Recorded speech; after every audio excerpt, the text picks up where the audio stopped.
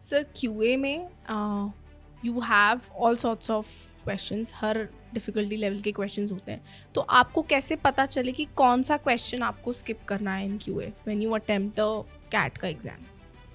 Cat के exam में अभी तो मेरे ख्याल से बच्चा ही जानता है कि अरिथमेटिक और अलजेब्रा का वेटेज बहुत ज़्यादा है। तो अगर आप अरिथमेटिक और अलजेब्रा अच्छे से प्रिपेयर करके जा रहे हो तो कोई सेंस ही नहीं बनता इस बात का कि आप अरिथमेटिक का या अलजेब्रा का कोई भी क्वेश्चन स्किप करने के बारे में सोचोगे।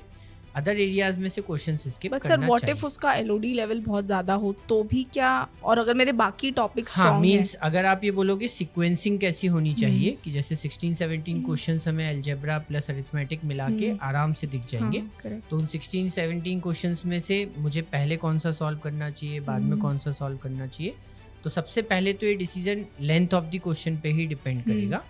ठीक है, वन लाइनर्स हमेशा बहुत बढ़िया चॉइस होती हैं अगर आपने अच्छे से प्रिपेयर किया है।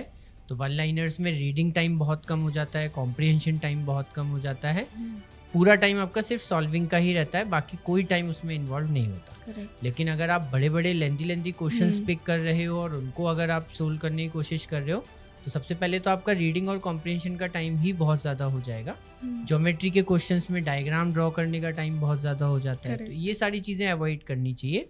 बाकी आप सिंगल लाइन के या डबल लाइन के जल्दी से पढ़ के और जल्दी से समझ में आने वाले क्वेश्चंस को पहले पिक करोगे तो बेटर रहेगा आपके लिए। ओके।